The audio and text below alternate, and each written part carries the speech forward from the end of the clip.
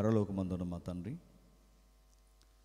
మరొకసారి ఈ స్థానిక ప్రాంతానికి తండ్రి మీ సువార్త చెప్పడానికి మమ్మల్ని తీసుకొచ్చిన విధానాన్ని బట్టి మీకు స్తుతులు.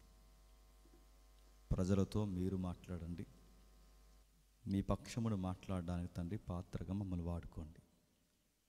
మీ కృప దయ తండ్రి ఈ సభపై మాపై ఉంచారు గనుకనే పడుబారిన వాతావరణం మీరు దయచేశారు. పరిసర ప్రాంతాల్లో వర్షాభావం ఉన్నా తండ్రి వినగలిగే పరిస్థితులను మీరు సమకూర్చినందుకు మీకు స్తుతులు స్తోత్రములు తండ్రి. తండ్రి వినబడుతున్న వాక్యము మీదని, ఇది సర్వోన్నతుడైన దేవుని మాటని గౌరవించి ప్రతి ఒక్కరు తండ్రి వారి జీవితాల్లో ఏ విధంగా మీ మీద ఆనుకోవాలో తన విశ్వాసపు నేత్రాలతో తండ్రి మరొక్కసారి తండ్రి వారిని బలపరుస్తారని కోరుతూ వారి మనోనేత్రాలు వెలిగిస్తారని అర్థిస్తూ క్రీస్తునామని ప్రార్థన సమర్పిస్తున్నాము తండ్రి. త్వరగా కొన్ని విలువైన సంగతులు విందాం. ఇక దయచేసి ఎవరు అటు ఇటు తిరగకండి. నా వాయిస్ అందరికి క్లియర్గా ఉందా? అందరికీ చివరిన చిన్న మోగజాయి చేయండి, ఓకేనా? సరే. మత్తయి సువార్త 2వ అధ్యాయం. మత్తయి సువార్త 2వ అధ్యాయం సుమారు 5 వచనాలు చదువుకుందాం. ఒకసారి చదవండి, తప్పులు లేకుండా చదవాలి, చదవండి. రాజైన ఏ రోజు దినముల యందు యోదయ దేశపు బెత్లెహేములో యేసుక్రీస్తు వారు పుట్టిన పిమ్మట,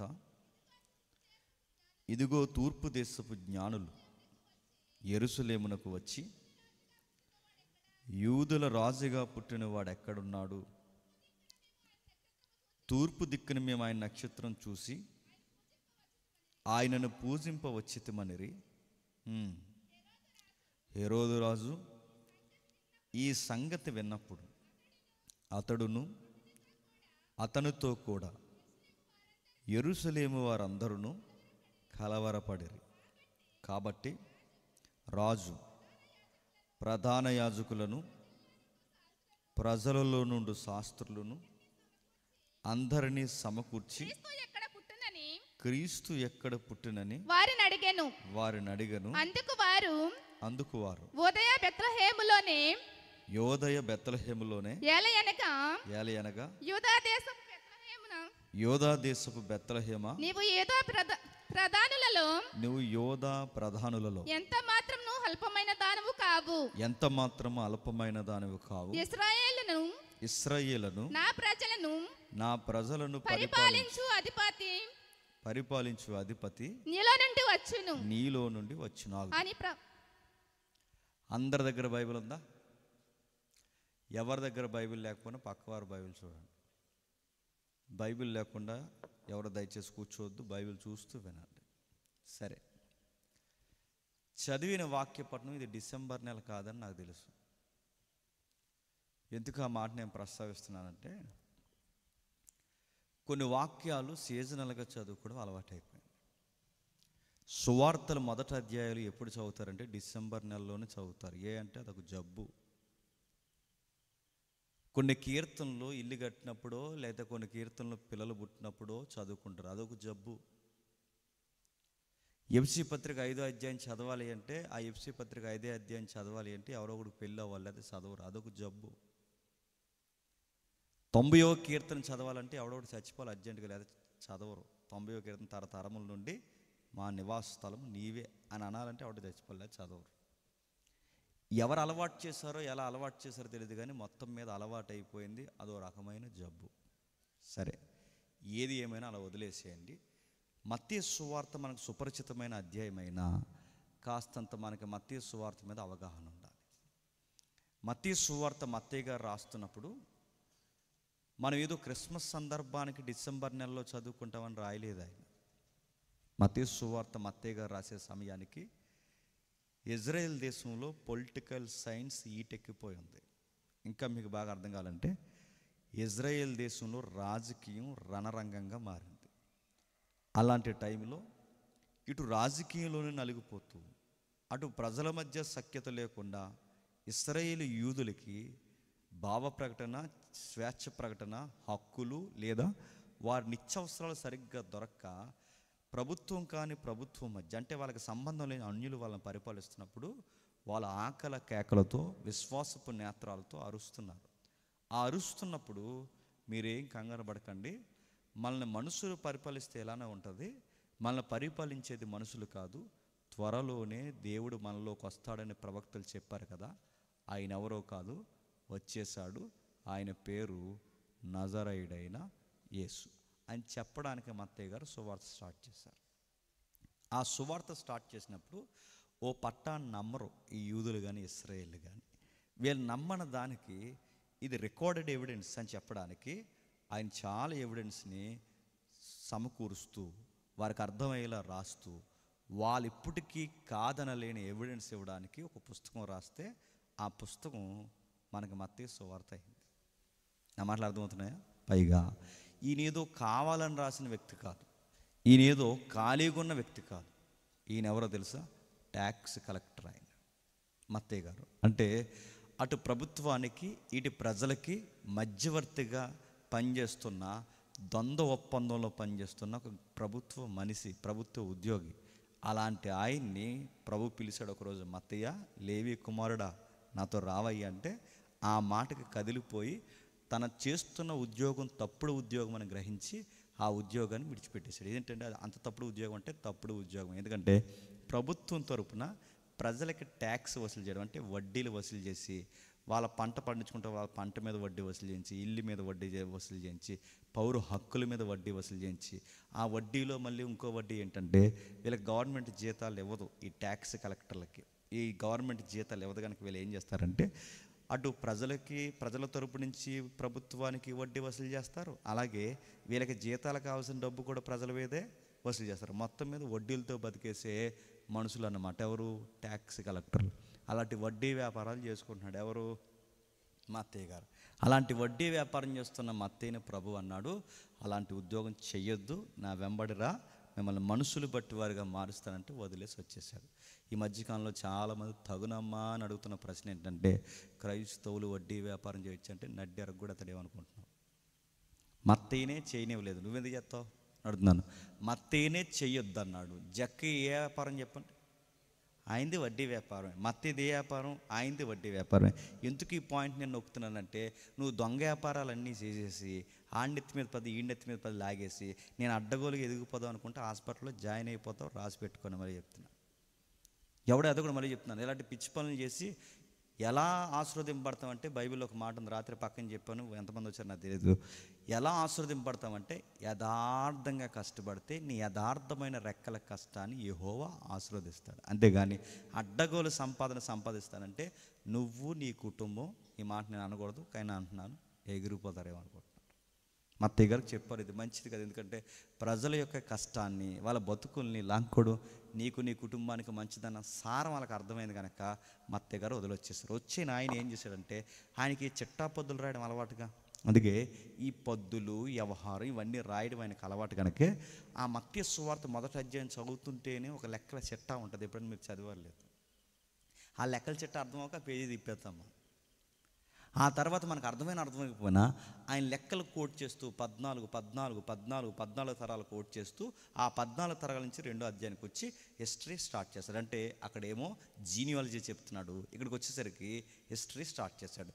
ఎందుకు హిస్టరీ మాట్లాడుతున్నాడు, చరిత్ర ఎందుకు మాట్లాడుతున్నాడు అంటే, మనం చరిత్ర మర్చిపోకుండా ఉంటే మన ప్రజెన్స్ ఏంటో మనకు అర్థమవుతుంది. ఏం చెప్తున్నాడు ఒకసారి చూద్దాం. మత్తయి సువార్త నేను చదువుతాను చూడండి. మత్తయి సువార్త 2వ అధ్యాయం మొదటి వచనం నుంచి. రాజైన హేరోదు దినముల యందు యూదయ దేశంలోని బెత్లెహేములోని యేసుక్రీస్తు వారు పుట్టిన పిమ్మట ఇదిగో తూర్పు దేశపు జ్ఞానులు యెరూషలేముకి వచ్చారట. తూర్పు దేశపు జ్ఞానులు యెరూషలేముకి వచ్చారంటే, కొంచెం సౌండ్ తగ్గిస్తాం. తూర్పు దేశపు జ్ఞానులు యెరూషలేముకి వచ్చారంటే దాని అర్థం ఏంటి? యెరూషలేం అనేది, బాగా వినండి, యెరూషలేం అనేది యోధా దేశానికి క్యాపిటల్. మరలా యెరూషలేం అనేది యోధా దేశానికి క్యాపిటల్ అయితే, యెరూషలేము యోధా ఏ దేశంలో మిళితమైన దేశం అంటే ఇజ్రాయెల్ దేశంలో మిళితమైన దేశం. ఎందుకంటే గతంలో విడిపోయింది, యేసుప్రభు కాలం వచ్చేసరికి అప్పుడు విడిపోయింది. ఆ విడిపోయిన దేశానికి రాజధానిగా వ్యవహరిస్తున్నది యెరూషలేం. ఆ యెరూషలేముకి యోధా ప్రాంతానికి గవర్నర్స్ ఉంటారు. గవర్నర్స్ అంటే కేంద్ర ప్రభుత్వం తరపున ఒక మనిషి ఎప్పుడు స్టేట్లో ఉంటాడు తెలుసుగా, వారిని గవర్నర్ అంటారు. ఆయన మన రాష్ట్ర ప్రధాన పౌరుడు ఎవరంటే గవర్నరే. మన పంచాయతీ ప్రధాన పౌరుడు ఎవరంటే చెప్పండి, అది ఎవరు చెప్పారు? సర్పంచ్ గారు. నువ్వెవడరా అనకండి, ఆయన మన ప్రధాన పౌరుడు, గుర్తుపెట్టుకో.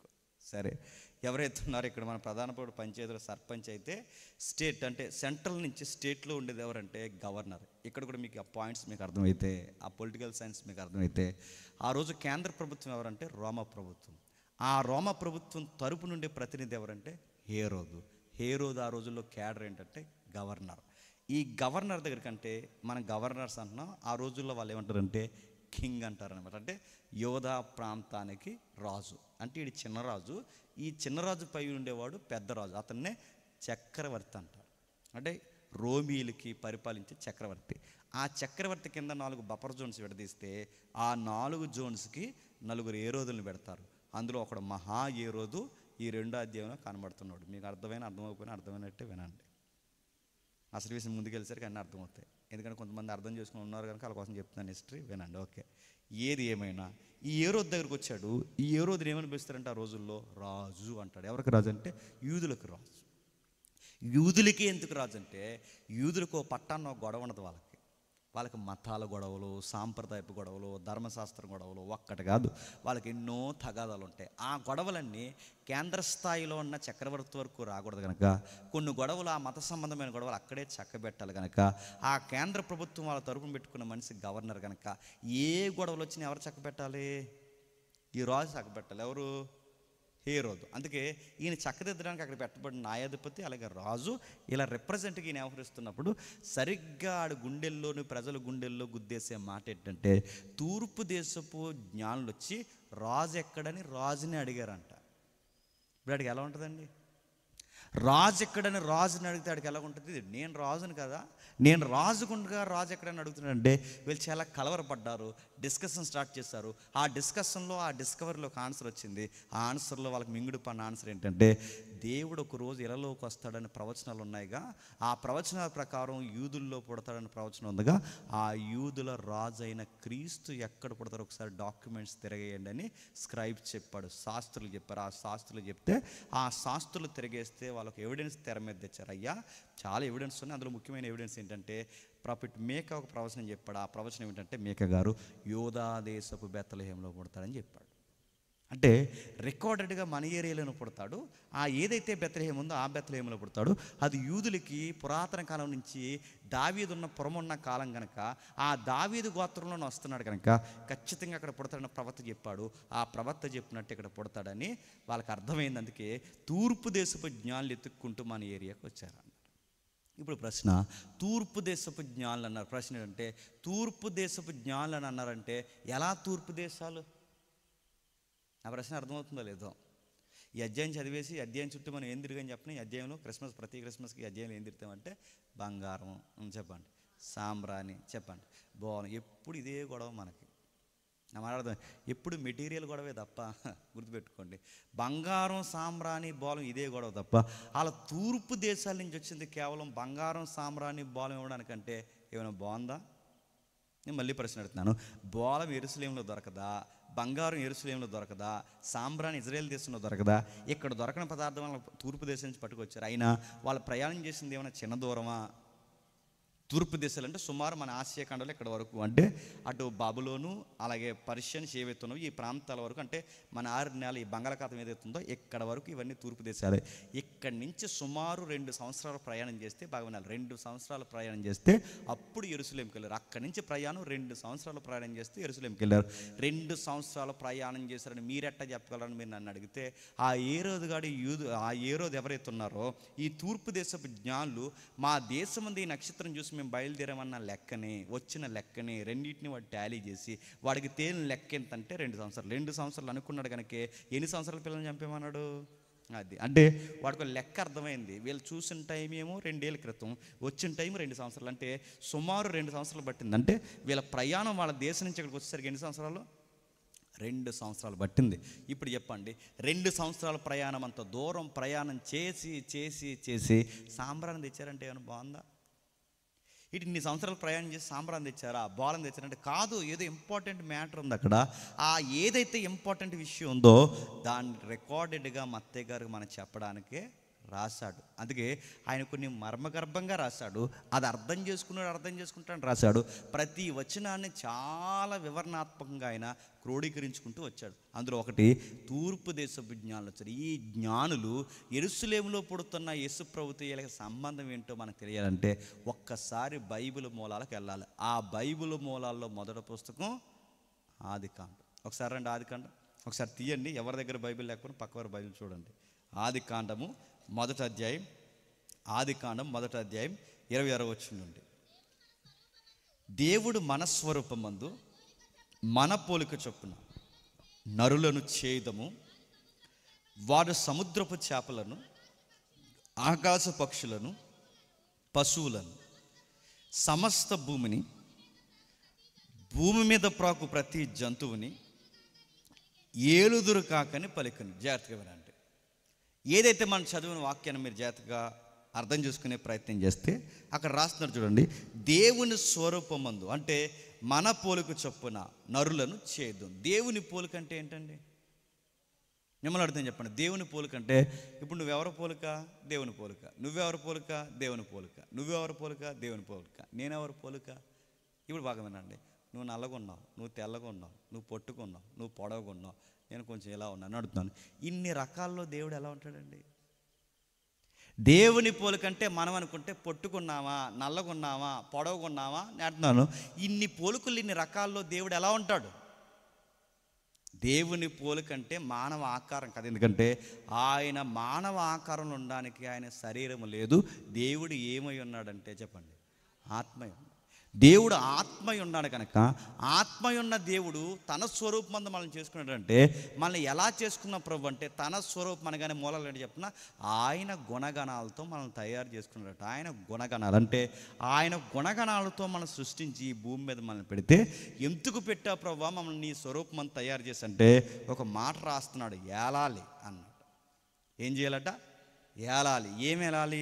సముద్రపు చేపలను, ఆకాశ పక్షులను, భూమి మీద కనబడుతున్న ప్రతి జీవిని ఏలాలంటే మీరు ఈ సృష్టిలో ఎలాంటి వారంటే నేను చక్రవర్తిగా నేనుంటే నా చక్రవర్తిగా ఉన్న నా కింద మీరు చిన్న రాజులుగా ఈ యూనివర్స్ని మీరు పరిపాలించాలని ఎవరిని చేశాడట?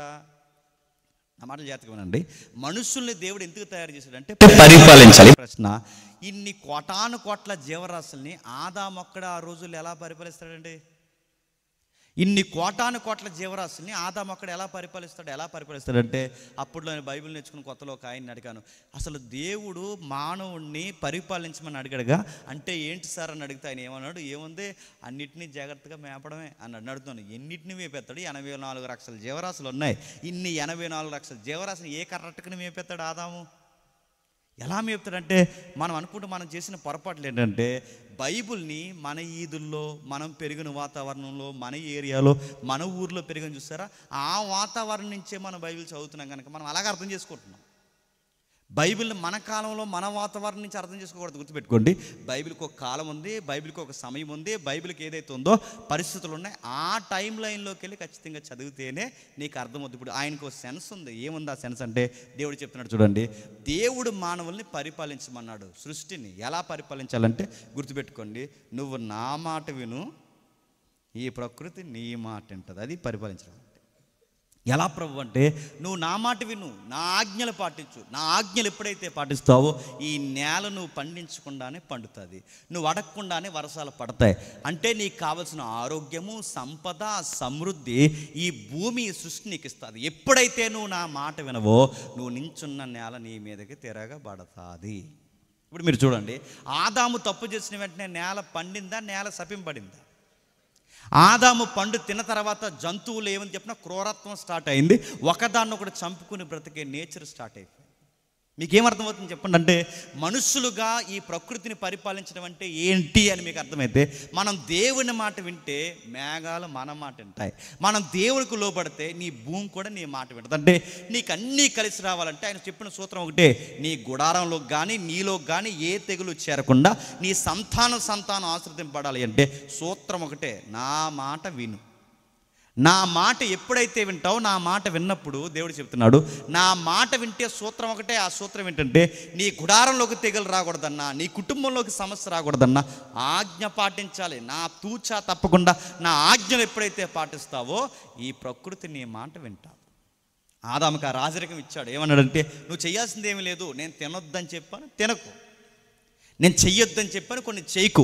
ఎప్పుడైతే నేను తినొద్దన్నది చెయ్యొద్దని నువ్వు చేయకుండా ఉంటావో అప్పుడు ఈ ప్రకృతి నువ్వు పండించకుండానే పంట పండుతుంది, నీకు కావాల్సిన ఆహారం నీకు వస్తుంది. ఎప్పుడైతే దేవుడు ఆ మాట చెప్పాడో ఆ మాటను ఆదాము దేవుని మాట వినకుండా ఎవరి మాట విన్నాడంట? అలా ఆవిడ మాట విన్నాడంట. ఆవిడేమందంటే తినమంది. తినమని అంటే నేను అడగరు కదండి, ఇదేంటి దేవుడు వద్దన్నాడు కదా. ఆవిడని చూస్తేనే పద్యాలు వచ్చేది ఈయనకి. ఎవరికి? ఆదాము గారికి. పద్యం పాడేశాడు. ఏదో అన్నాడు కదా, నారి నా ఎముక నా మాంసమా ఇవన్నీ అని. ఆవిడని చూసిన వెంటనే పాటలు పాడేస్తాడు, ఆవిడని చూసిన వెంటనే డ్యూటీలు వచ్చేస్తాయి ఈయనకి. వెంటనే తినేశాడు. తినేస్తే ఏమైందని అడుగుతున్నాను. దేవుడు ఇచ్చిన రాజరికాన్ని కోల్పోయాడు. బాగా వినండి, తిండికి ఏడ్చారు, బట్టకి ఏడ్చారు, నీడకి ఏడ్చారు, బతుక్కి ఏడ్చారు. అనంతకాలం బ్రతకాల్సిన ఆదామవ్వలు ఆయుష్కాలం తగ్గిపోయి అంత జీవితానికి వచ్చేసారు. అంటే ఆదాము మొట్టమొదటి మానవుడు ఏం చేశాడంటే, దేవుడు పెట్టిన కిరీటం, మహిమా కిరీటం ఏదైతే ఉందో తన రాజరికాన్ని ఆదాము ఏం చేశాడు చెప్పండి? పోగొట్టాడు. బాగా వినాలి.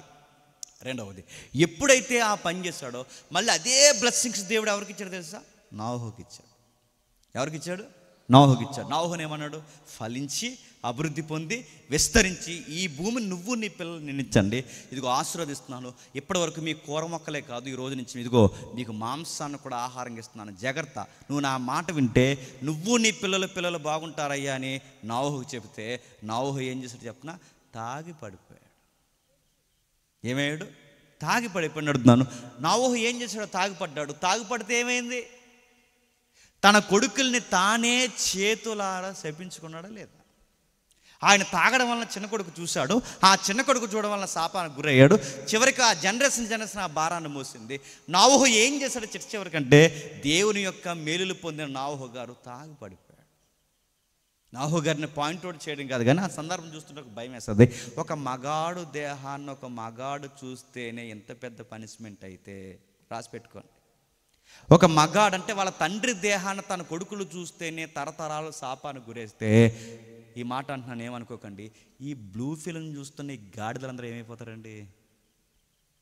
నాశనం అయిపోతారు. మళ్ళీ చెప్తున్నాను, ఒక మగాడి దేహాన్ని ఒక మగాడు చూస్తే నాశనం అయిపోతే ఈ బ్లూ ఫిల్మ్ ఫోన్ మూవీస్ ఎవరైతే చూస్తున్నారో వీళ్ళందరూ ఏమవుతారు? మంట కలిసిపోతారు. మళ్ళీ చెప్తున్నాను, నీకంటే ఒక సొంత దేహము, నీకంటే ఒక సొంత కుటుంబం, నీకంటే ఒక సొంత బావి, ఆ బావిలో నీళ్ళే తాగలని దేవుడు చెప్తే నువ్వు సిద్ధకార్తె కుక్కలకు అన్ని సూత్త తిరుగుతుంటే దేవుడు ఏం చేస్తాడు? చంపి పెడతాడేమనుకుంటున్నావు?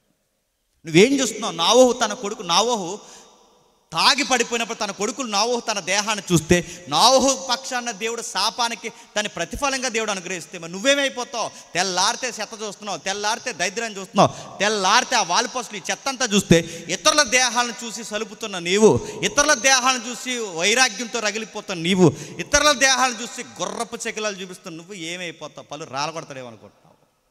దేవుడు ఊరుకుంటాడు? ఖచ్చితంగా పనిష్మెంట్లు తీసుకుంటాడు ఆయన. అరే నోవహు కొడుకులు నోవహు దేహాన్ని చూస్తేనే ఊరుకెళ్ళినప్పుడు ఈ రోజు నడుతున్నాను ఐటమ్ సాంగ్లు, చెత్త చెదారం, ఎక్స్పోజింగ్లు, ఈ దరిద్రాన్ని అంతా ఇలాంటి పండగ వాతావరణం ఇలాంటి పంచాయతీ ప్లేసుల్లో పెట్టుకుని ఎగిరి తంత్రాలు ఆడి ఇలాంటి అర్ధనగ్న నృత్యాలు చేస్తున్నప్పుడు అంత ఎంటర్టైన్మెంట్ అనే దానికి పేరెట్టామంటే ఏమవుతుంది? మంట కలిసిపోదాం అని చెప్తున్నాను. దేవుడు కొన్ని కుటుంబాన్ని కొన్ని ప్రాంతాలను ఎందుకు ఆశ్రయించాడు చెప్పినా, ఎందుకు తరతరాలు ఎందుకు శాపానికి గురవుతాయి చెప్పినా, మీరు చూసే చూపులు మంచివి కాదు, మీ పద్ధతులు మంచివి కాదు, మీ మనస్సు మంచిది కాదు, మీరు ఏం చూస్తున్నారు? ఎదుటి వారి యొక్క దేహాన్ని నగ్నంగా చూడడం మీకు మీ కుటుంబానికి మంచిది కాదు. నోవహు కుటుంబాన్ని చూసింది, ఆ పనిష్మెంట్ తిన్నారు. నోవహు ఇబ్బంది పడ్డాడు, నోవహు కొడుకులు ఇబ్బంది పడ్డారు. నోవహు తర్వాత మళ్ళీ పిల్లలు ముగ్గురు పిల్లలు ఎవరైతే ఉన్నారో ఆ పిల్లల సంతానం అభివృద్ధి పొందితే ఆ సంతానంలో వచ్చినవాడు మరొక దేవుడు కోరుకున్న మనుషుడు అబ్రహాం. నా మాటలు వినండి, చరిత్ర ఎలా నడుస్తుందో.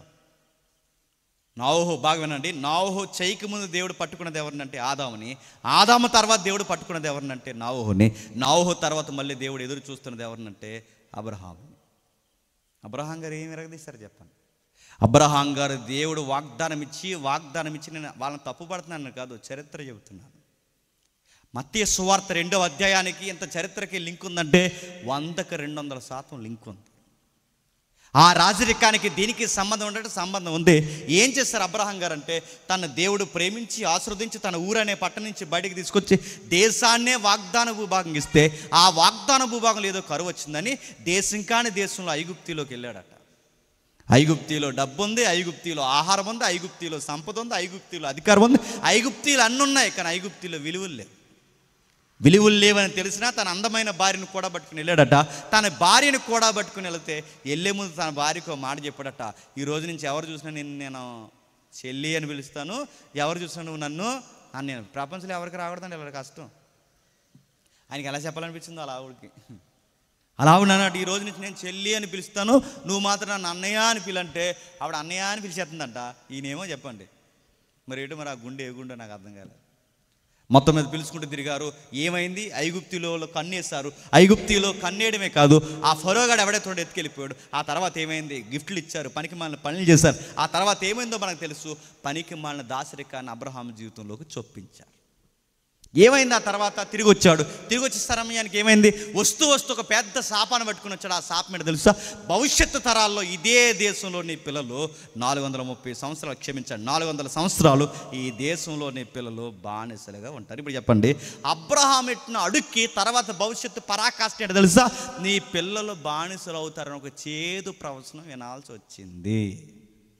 ఒక చేదు ప్రవచనం బాగా వినండి. నోవహును నిలబెట్టాడు, అంతకుముందు ఆదాము నిలబెట్టాడు, ఆదాం పడ్డాడు, నోవహు నిలబెట్టాడు, నోవహు పడ్డాడు. ఇప్పుడు ఈ రాజరికాన్ని నిలబెట్టడానికి దేవుడు నీ సంతానం ద్వారా ఈ ప్రపంచాన్ని ఆశీర్వదిస్తానంటే ఆ సంతానం ఐగుప్తిలో బానిసరకమైంది. మరలా దేవుని సంతానం వచ్చేంతవరకు ఈ సంతానం దేవుడు కాపాడుకోవాల్సి వచ్చింది. తర్వాత ఏమైందో మనకు తెలుసు. అబ్రహాము కూడా తన యొక్క వాగ్దానాన్ని, తన యొక్క జీవితాన్ని దాసరికంగా ఎప్పుడైతే మార్చాడో ఆ తర్వాత మళ్ళీ దేవుడు ఎదురు చూసిన వ్యక్తి ఒక నాయకుడు పుట్టాడు ఆ దాసరికంలో. ఆ నాయకుడి పేరు మనకు తెలుసు, మోసే. మోసే గారు చేంజ్ చేశారు చెప్పండి. బండతో మాట్లాడవయ్య అంటే బండను కర్రించి కొట్టాడంట. కొట్టమన్నప్పుడు కొడితే బాగున్ను, మాట్లాడమన్నప్పుడు కొట్టాడు, కొట్టమన్నప్పుడు మాట్లాడే ఇలాంటి వ్యతిరేకమైన పనులు ఎప్పుడైతే చేశాడో దేవుడు బాధపడ్డాడు. ఆదాము నిలబడలేకపోయాడు, నోవహు నిలబడలేకపోయాడు, అబ్రహాం నిలబడలేకపోయాడు. ఇప్పుడు మోసే నిలబడవయ్యే నాయకత్వంలో రాజరికాన్ని, వ్యవహారాన్ని చూపించవయ్య అంటే మాట వినవయ్యంటే కొట్టాడు. ఎప్పుడైతే కొట్టాడో, కొట్టిన తర్వాత దేవుడు ఏమన్నాడు? మోసే ఎలా రా, ఆ కొండకి ఒకసారి చూడు, అదే వాగ్దాన భూభాగం నేను ఇస్తాను, వాగ్దాన భూభాగం అదే అనగానే చాలా బాగుంది ప్రభు అన్నాడు. బాగుంది కదా, రాసి పెట్టుకో, నువ్వు వెళ్ళవు అన్నాడు. అదేంటి ప్రభు? నువ్వు వెళ్ళు, ఎందుకంటే నా ప్రజల ఎదుట నా పరిశుద్ధతని నువ్వు తగ్గించు, నా రాజరికాన్ని కనుపరచలేకపోయేందుకు నువ్వు వెళ్ళు. ఆ తర్వాత దేవుడు మళ్ళీ ఒక నాయకుడిని ఎంపిక చేశాడు. ఆ నాయకుడి పేరు యెహోషువ. యెహోషువ వచ్చాడు. యెహోషువ నాయకత్వంలో పిల్లలను, అంటే తన పిల్లల్ని తీసుకెళ్ళి వాగ్దాన భూభాగంలో పెట్టాడు. ఆ ఇశ్రాయేలు అయిన దేవుని పిల్లలను వాగ్దాన భూభాగంలో పెడితే ఎక్కడెక్కడ ఎవరు ఉండాలో, రూబేనీలు అక్కడ ఉండండి, గాదు గోత్రులు ఎక్కడ ఉండండి, 12 గోత్రాల వారు ఎక్కడెక్కడ ఉండాలో ఏ స్వాస్థ్య భాగాలు తీసుకుని అన్ని స్వాస్థ్య భాగాలు పంచాడు. ఆ పంచుతున్నప్పుడు యెహోషువ ఒక మాట అన్నాడు. ఈ 40 ఏళ్ల ప్రయాణంలో, ఈ 40 ఏళ్ల చరిత్రలో మార్గం మధ్యలో ఎన్నో దేవతలను చూసాం. ఈ 40 ఏళ్ల మార్గంలో, ఈ 40 ఏళ్ల చరిత్రలో ఇరుగు పొరుగు దేవతలను చూసాం. సిరియా దేవతలను చూసాం, మోయాబీ దేవతలను చూసాం, ఇరుగు పొరుగు దేవతలని, మార్గం మధ్యలో ఎన్నో దేవతలను చూసి ఇప్పుడు కానాను దేవతలను, ఎన్నో దేవతలను చూస్తున్నాం. ఈ దేవతలను చూసినప్పుడల్లా మీరు మరులు కొలపబడ్డారు. ఐగుప్తులో ఉన్నప్పుడు కూడా మీరు మరులు కొలపబడ్డారు. ఇప్పుడు ఈ దేవతలను చూస్తున్నప్పుడు మీరు మరులు కొలపబడ్డారు. మీరు ఎంత మరులు కొలపబడుతున్నారంటే యెహోవాకి ఆకారం పెడదామన్నంతగా మరులు కొలపబడుతున్నారు. గతంలో మన పితరులు ఏం చేశారు? ఎలా మరులు కొలపబడే బంగారపు దూడ చేసి, ఆ దూడ అంటే బాగోదని ఆ దూడకు పేరెట్టారు. ఆ దూడ పేరేంటి చెప్పిన? యెహోవాయే. ఆ దూడకు కూడా యెహోవా అని పేరెట్టి మీరు కూడా ఏం చేస్తారంటే ఇన్ని దేవతలు అంటే ఇంత విశ్వ సంస్కృతులు చూస్తారు, మార్గం మధ్యలో కులదైవాలను చూస్తారు, విలవెలుపులను చూస్తారు, ఆపదమొక్క దేవతలను చూస్తారు, ఎన్నో దేవతలను చూస్తారు. ఈ విరుగు పొరుగు దేవతని, ఇప్పుడు సిరియా దేవతల్ని, మోయాబీ దేవతల్ని, హామాతు దేవతల్ని, కామాతు దేవతల్ని, ఇన్ని దేవతలను చూసిన తర్వాత మళ్ళీ మీకు అనిపిస్తుంది దేవతలను మొక్కాలని. నేను మళ్ళీ రాసి పెట్టుకొని మీకు మాట చెప్తున్నాను. మీరందరూ కలిసి మళ్ళీ మీరు దేవతలను సృష్టించుకున్నా, మీరందరూ కలిసి యెహోవాకు విరుద్ధంగా ఒక గుడి మీరు కట్టుకున్నా, మీరందరూ కలిసి దేవుడికి వ్యతిరేకంగా ఒక బొమ్మను మీరు నిలబెట్టినా, నేను మాత్రం చెప్తాను మీ అందరి ముందు, నేను నా ఇంటి వారు యెహోవాని మాత్రమే ఆరాధిస్తా ఉన్నాడు. నేను నా ఇంటి వారు యెహోవాను ఆరాధిస్తాం. మీరు ఏమైపోయినా పర్లేదు, ఎందుకంటే నన్ను పుట్టించినవాడు, నన్ను నడిపిస్తున్నవాడు, నన్ను పోషించినవాడు, ఆ అరణ్యంలో నన్ను ఎప్పటికీ నాకు చేసిన అద్భుతాలు మరవలేని ఆ సృష్టికర్తను నేను నా కుటుంబం పోషిస్తామంటే అలాగే అన్నారు. మేము కూడా నీలాగే అన్నారు. యెహోషువ వెళ్ళిపోయిన వెంటనే విగ్రహారాధన చేయడం మొదలెట్టారు. నా మాటలు వినండి. మత్తయి సువార్త 2వ అధ్యాయం దగ్గరకు వస్తున్నాం. ఎప్పుడైతే ఆయన యెహోషువ గారు చనిపోయిన తర్వాత విగ్రహారాధన వైపు తిరిగితే దేవుడు ఏం చేశాడు? మళ్ళీ వీళ్ళని గైడ్ చేయడానికి దేవుడు జడ్జెస్ని ఇచ్చాడు, న్యాయాధిపతులు. ఆ న్యాయాధిపతులు సుమారు 24 మంది వస్తే ఆ 24 మంది 350 సంవత్సరాల చరిత్రలో న్యాయాధిపతుల పరిపాలన వచ్చింది. ఆ న్యాయాధిపతులు ఏం చేశారు? ఒక్క న్యాయాధిపతి తినంగా ఉన్నాడా? ఒక ఆయనల్లేమో ధాన్యం దొలగొడుతున్న ఆయన్ని తీసుకొచ్చి బలవంతుని చేస్తే చివరికి బంగారు బొమ్మ లాంటి సొక్కావు తయారు చేయించుకున్నాడు. మరొక ఆయన చేశాడేమో తన యొక్క గుర్తుని సొక్కావుగా మార్చుకున్నాడు. మరొక ఆయన ఏమో దలీలతో ఎటకారం ఆడాడు. ఒక ఆయన ఏమో లంచాలకు మరిగాడు. ఒక్క న్యాయాధిపతి తినంగా ఉన్నాడంటే ఉన్నట్టే ఉన్నారు. కానీ ముగింపుకు వచ్చేసరికి దేవుడు న్యాయస పెట్టారు. ఆదాము ఏం చేశాడో నోవహు అదే చేశాడు. నోవహు ఏం చేశాడో అబ్రహాం అదే చేశాడు. అబ్రహాం ఏం చేశాడో మోసే కూడా ఇంచుమించుగా అలాగే దేవుడిని ఆయాస పెట్టాడు. మోసే ఏం చేశాడు? ఇప్పుడు ప్రజలందరూ అదే చేస్తున్నారు. న్యాయాధిపతులు కూడా ఏం చేశారంటే మళ్ళీ ఆ పితరులు చేసిన ఆయాసకరమైన పనులే చెప్పండి న్యాయాధిపతులు చేస్తున్నారు. బాధపడుతూ ఇలాంటి మనుషుల్ని దేవుడు న్యాయాధిపతుల్లో మీరు చూడండి, యెహోవా మరలా కోపింపగా ఇశ్రాయేలు మరలా యెహోవాకు విరుద్ధంగా పాపం చేశారు, మరలా యెహోవాకు విరుద్ధంగా. ఈ మాట పదే మనకు కనబడుతుంది. అందుకే ఆ 350 సంవత్సరాల తర్వాత చరిత్ర ముగింపుకు వస్తున్నప్పుడు సరిగ్గా జరిగిన పని ఏంటి చెప్పిన? సమూయేలు గారికి రిటైర్మెంట్ వచ్చింది. సమూయేలు గారికి ఎప్పుడైతే రిటైర్మెంట్ వచ్చిందో సమూయేలు గారు నా ప్లేస్లో నా కొడుకుల్ని పెట్టాలనుకున్నాడు. ఆ కొడుకుల్ని పెట్టాడు. ఆ కొడుకులు ఎలా ఉంటారంటే పండిత గర్భ అన్న చెప్పండి, పరమ సొంటలు పుట్టారంటారు చూసారా? అలాంటి సొంటలు పుట్టారు సమూయేలు గారికి. ఇలా ఏం చేశారు? లంచాలకు మరిగారు. ఇలా ఏం చేశారు? అడ్డగోలు సంపాదనకు మరిగారు. ఇలా ఏం చేశారు? దేశంలో ఉన్న పేద ప్రజలు ఏడవడానికి కారణమయ్యారు. ప్రజల్లో చైతన్యం వచ్చింది, గుసగుసలు స్టార్ట్ అయ్యాయి. వాళ్ళందరూ ఒక తాటి మీదకి వచ్చి ఒక పొలిటికల్ వాయిస్ ఇచ్చారు బయటకు. ఆ వాయిస్ ఏంటంటే మాకు ఒక రాజు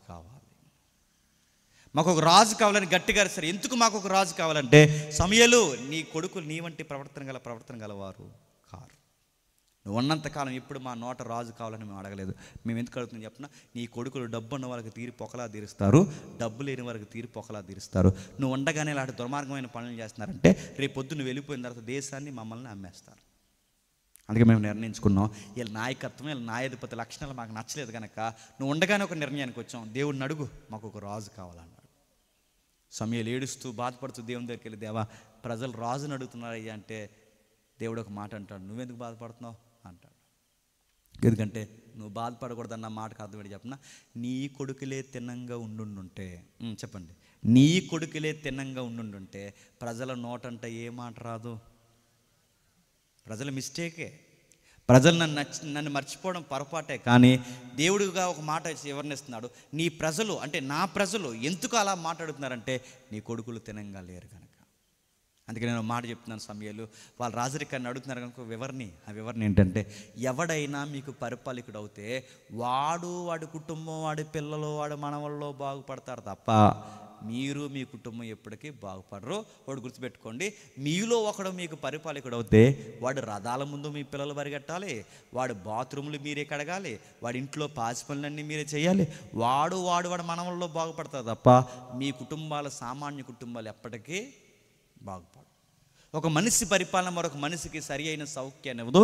నా మాట విను ప్రజలకు చెప్పంటే సమూయేలు విని వెళ్ళి చెప్పాడు, ఇగో దేవుడు ఇలా చెప్పాడు, మనల్ని ఎవడైనా పరిపాలిస్తేనట వాడి కుటుంబం బాగుపడుతుందట, వాడి తరతరాలు బాగుపడతాయట.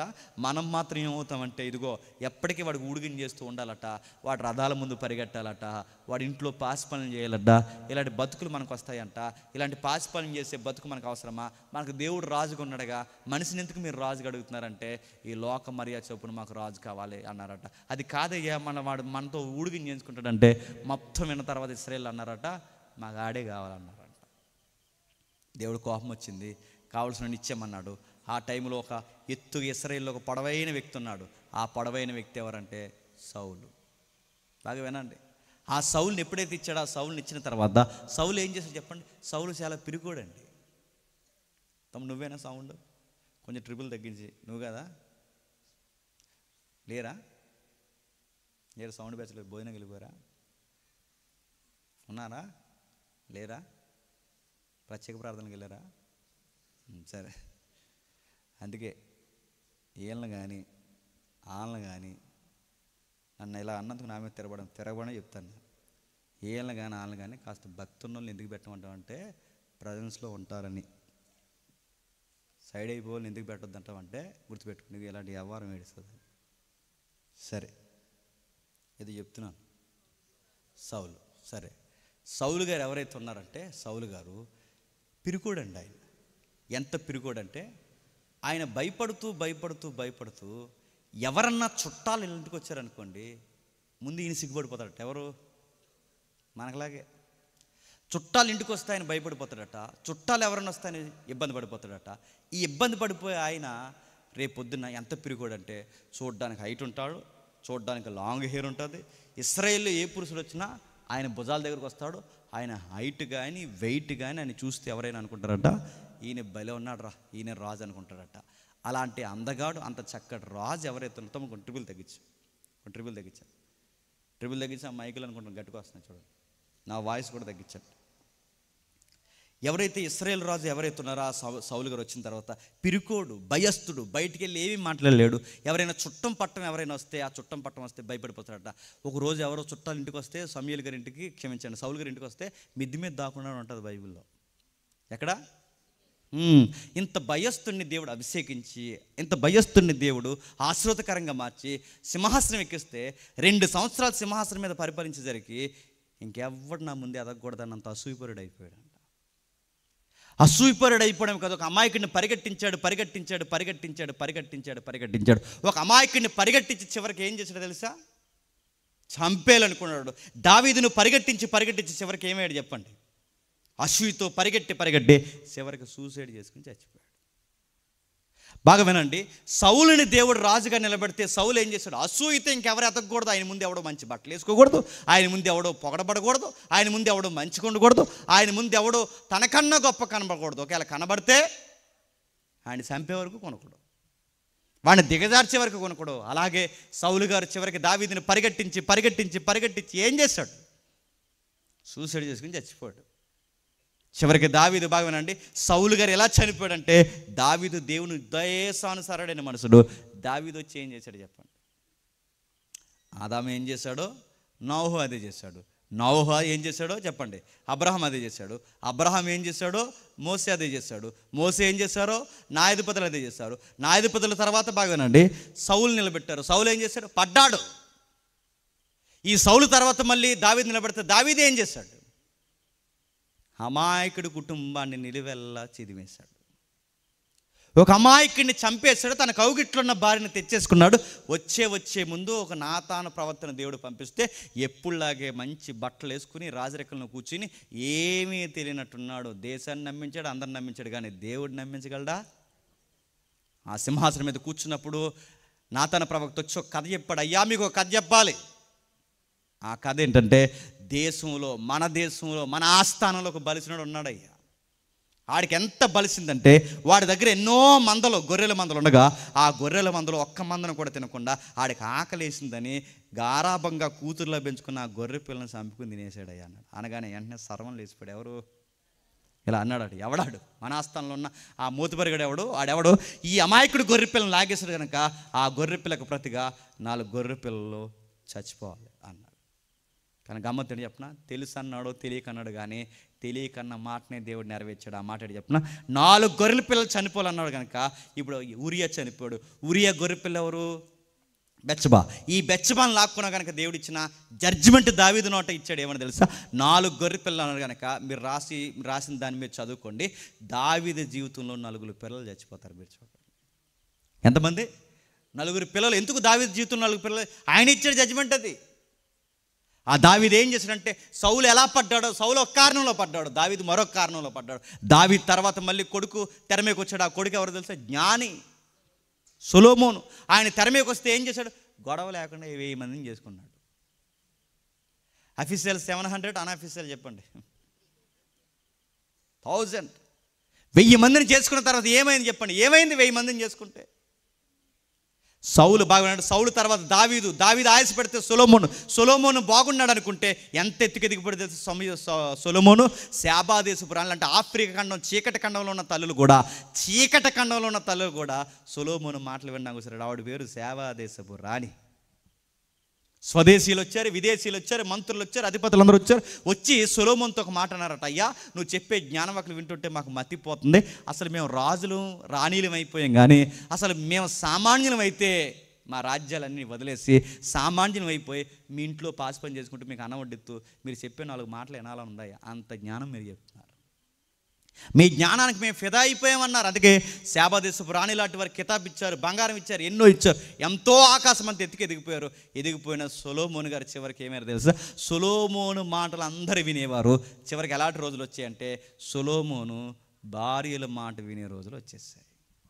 సొలొమోను మాటలు వినే రోజులు పోయాయి, భార్యల మాట వినే రోజులు వచ్చాయి. ఆ భార్యలు ఏం చెప్పారు? సొలొమోను పూర్తిగా ఇతర దేవతల వైపుకి చెప్పండి తిప్పేశారు. మర్చిపోవద్దు, 2వ అధ్యాయం దగ్గరకు వస్తున్నాం. మత్తయి సువార్త.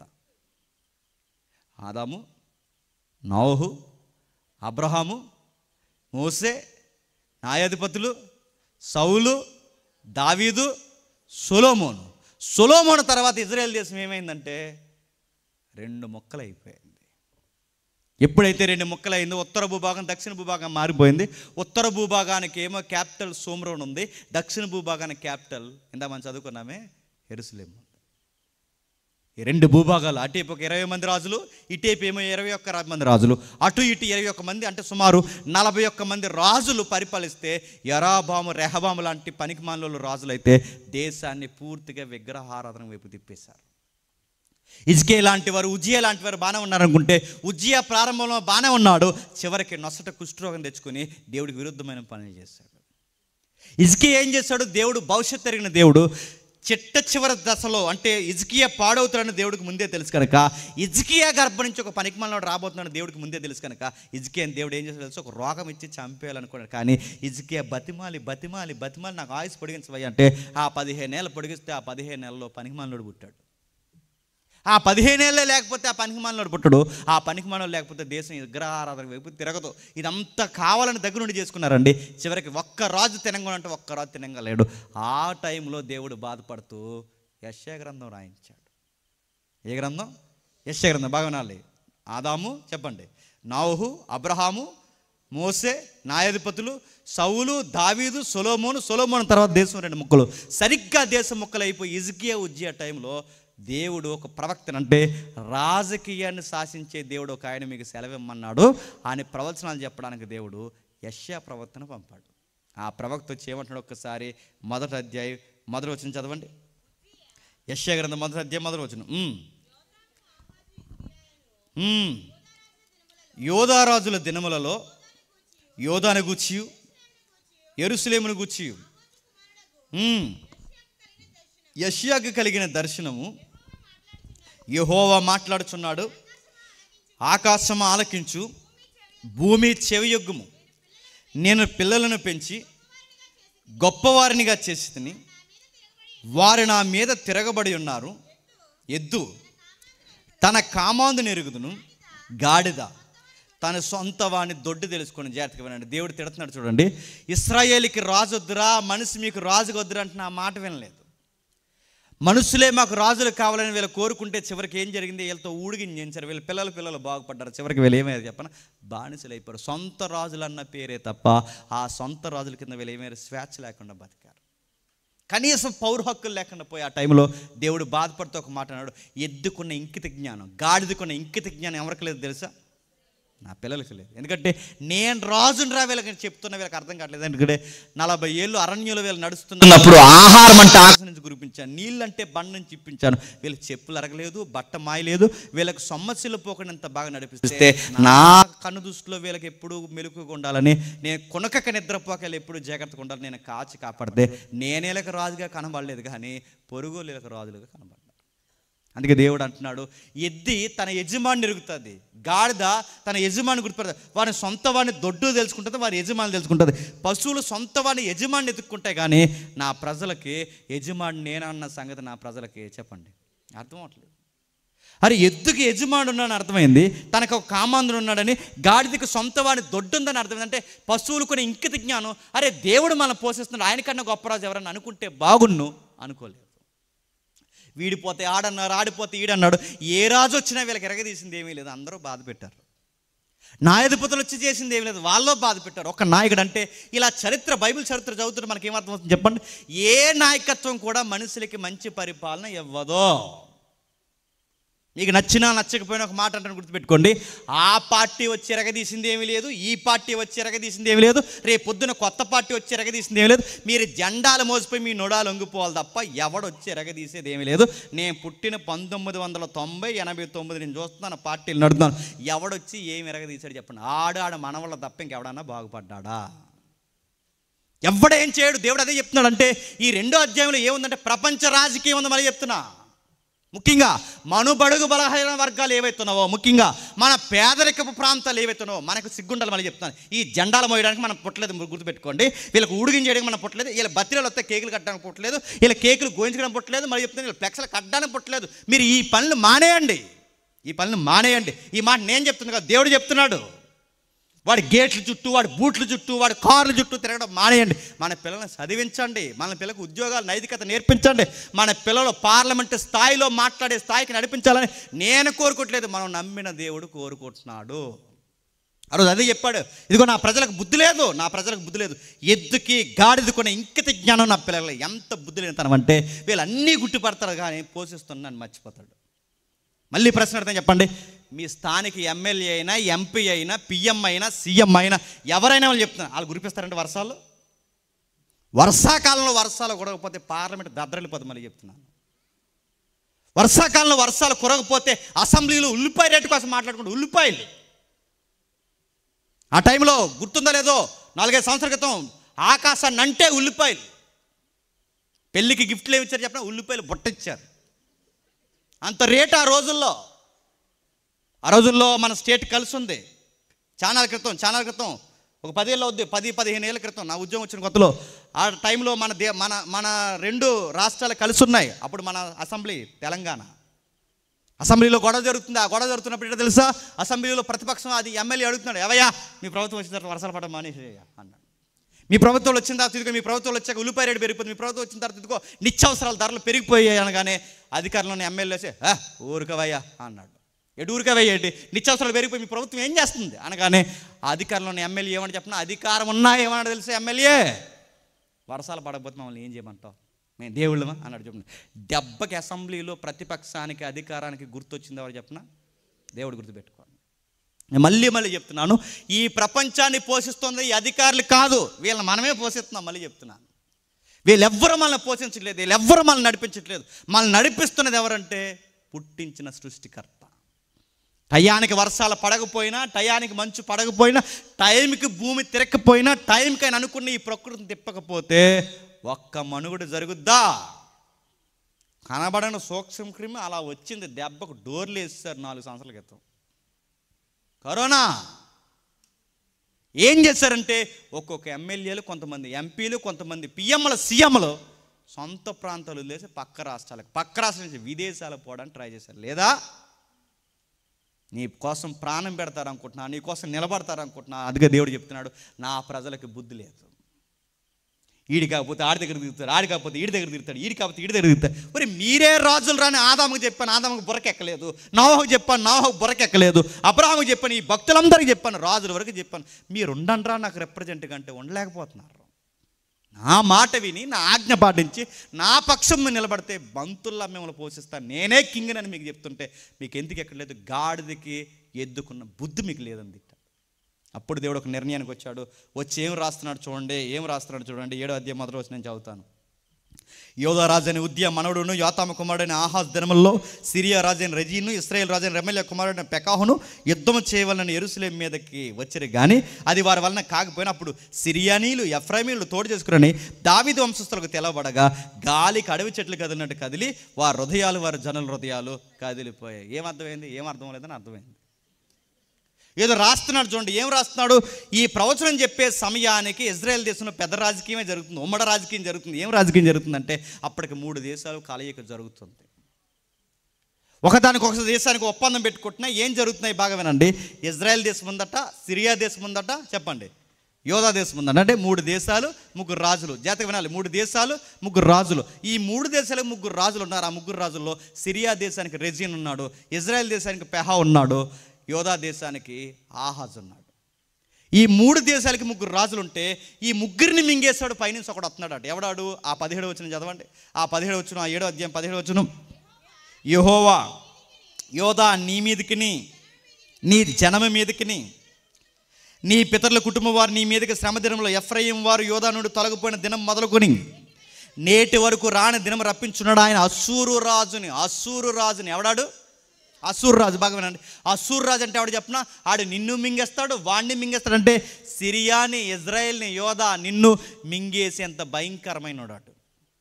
ఆడు ఎలాంటి, మీరు అశ్షూరు చరిత్ర మీరు చదవండి, మీకు ఓపుకుంటే ఆ గూగుల్ని అడగండి, మీకు ఓపుకుంటే ఏ టెక్నాలజీ వస్తుంది కదా దాన్ని అడగండి, మీకు ఎంత ఇన్ఫర్మేషన్. అశ్షూరు యుద్ధాలు ఏంటో ఒకసారి మీరు అశ్షూరు వార్స్ అని కొట్టండి, భయపడిపోతాం వాళ్ళ యుద్ధాలు. వాళ్ళకి పంటలు పండించరు. బాగా వినండి, వాళ్ళు నిత్యావసరాలు పండించుకోరు. వాళ్ళు ఏం చేస్తారంటే ఏ దేశం పచ్చకుంటే ఆ దేశమే పడిపోతారు. అక్కడ మనుషుల్ని తీసుకెళ్ళిపోతారు, పంట లాక్కెళ్ళిపోతారు. చివరికి వాళ్ళ దేశంలో వాళ్ళ కళ్ళల్లో ఏదైనా పచ్చగా దేశం ఉంటే ఆ దేశాన్ని సిరివేసే వరకు నిలిచిపోరు. వాళ్ళు ఎంత భయంకరంగా అంటే దేశానికి ముందు గవిని ఉంటుంది కదా, ఊరు ఎలుపులు, పొలిమేరు. ఆ పొలిమేరు ఎలుపులు టెంట్ వేస్తారు. ఆ టెంట్లో నుంచి వార్నింగ్ ఇస్తారు. ఆ వార్నింగ్ ఎలా ఇస్తారంటే మైకెట్టి చెప్పరు. ఆ వార్నింగ్ ఎలా ఇస్తారంటే గుర్తుపెట్టుకోండి. ఆ వార్నింగ్ కారణం ఒకటే. ఆ వార్నింగ్ ఏంటంటే పట్టుకుంటారు. ఆ పట్టుకుని గర్భిణీ స్త్రీలు ఎవరైతే ఉన్నారో వాళ్ళ మానాల్లో కత్తులు పెట్టి కింద నుంచి పైకి జీరి ఆ బిడ్డను బయటికి కింద వేసి కొట్టి చంపి పడేస్తాం మీ సంతానాన్ని అంటారు. రెండోది ఏంటో తెలుసా? ఎవరైతే పిల్లలు ఉన్నారో ఆ పిల్లని యవనస్తులు కానీ పురుషులు కానీ తీసుకొచ్చి వాళ్ళ బతుకుండగా శరీరాన్ని వలిసేస్తారు, అవయవాలు బయటికి లాగేస్తారు. ఆ అవయవాలు బయటికి లాగేసి ఇలాంటి ఫోల్స్ ఏవైతే ఉన్నావో, ఈ తప్పుగా అంటున్నాను అనుకోకండి, ఆ మోసన హోల్ ఏదైతే ఉందో ఆ కింద నుంచి గుచ్చి ఆ నోట్లోంచి వచ్చేందుకు బయటికి లాగేసి ఈ శిరసలోంచి ఈ యొక్క సోలం తన్నేసే వరకు ఆ చివరిని ఎలగెట్టి పట్టాన్ని చూపిస్తారు. ఇదిగో మాట వినకపోతే మీ రాజుకి మీకు ఇదే గతి పడుతుంది అంటారు. అంత భయంకరమైన ఎవరో తెలుసా? అశ్షూరు రాజులు. ఇంత భయంకరమైన అశ్షూరు రాజులు ఉంటే ఈ అశ్షూరు రాజుల్ని దేవుడు అంతా కావాలని వారి మీదకి పంపిస్తున్నాడు. ఎందుకు పంపిస్తున్నాడు అంటే ఇశ్రాయేలుకి కళ్ళు నెత్తికెక్కేసాయి, యోధాకి కళ్ళు నెత్తికెక్కేసాయి. అందుకేమవుతుంది చెప్పండి?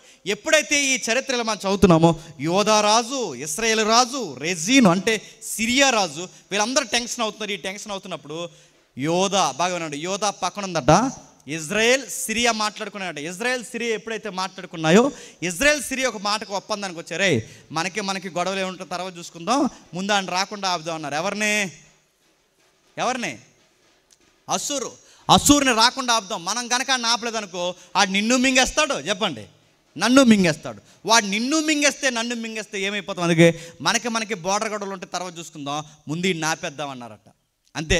ఎప్పుడైతే వెళ్ళారో ఆ వెళ్ళిన తర్వాత మాట్లాడుకున్నారో వాళ్ళకు ఒక విషయం అర్థమైంది, మనం ఇద్దరం కలిసిన వాడిని ఏమీ చేయలేం. అప్పుడు రెండో సలహా వచ్చింది. ఆ సలహా ఏంటంటే యూదుల రాజు సపోర్ట్ తీసుకున్నాడు. యూదుల రాజు ఎవరు? ఆహాజు. నీ సపోర్ట్ కావాలని అడిగితే యూదుల రాజు ఆహాజు అన్నాడట, నేను కాలని అన్నాడట. అప్పుడు ఇలా కోపం వచ్చింది. ముందు ఆ సూర్యగాడిని కాదు లేపేయాల్సిందే, చెప్పండి. ముందు యోధారాజుని లేపేసి యూద ప్రజలు మనం ఏది తిప్పేసుకుందని చెప్పి యోధారాజు మీద హెచ్చేశారట. ఈ విషయం యూదులకు తెలిసిందట. అప్పుడు టెన్షన్ అయిపోయారు. ఎంత టెన్షన్ అయిపోయారంటే ఓ పక్క సిరియా వస్తుంది, మరో పక్క అశ్షూరు వస్తుంది, మరో పక్క ఇశ్రాయేల్ వస్తుంది. ఈ 3 ఎప్పుడైతే యోధా దేశం మీదకి వస్తున్నాయో ఏమైపోతామని చెప్పి వాళ్ళు ఏం చేశారంటే గుర్తుపెట్టుకోండి, పరుగు పరుగునొచ్చి ఒకేసారి వారు మాట్లాడుతుంటే ఒక మాట వచ్చి, అయ్యా ఇలా ఉంటే ఏమైపోతామయ్యా అంటే అప్పుడు దేవుడు అన్నాడు యెషయాని పంపించి, ఏం కాదు, టెన్షన్ అవ్వదు, చెప్పు యెషయా చెప్పు, అబ్రహాము, ఇస్సాకు, యాకోబు, దావీదులకు ఒక మాట ఇచ్చాను, నా సంతానం ఎవరైతే ఉన్నారో ఆ సంతానం నుంచి నా కుమారుడు వచ్చేంతవరకు మీకు ఏం కాదు, మీ ఎంట్రీ కూడా రాలేదని చెప్పాను. ఏంటది?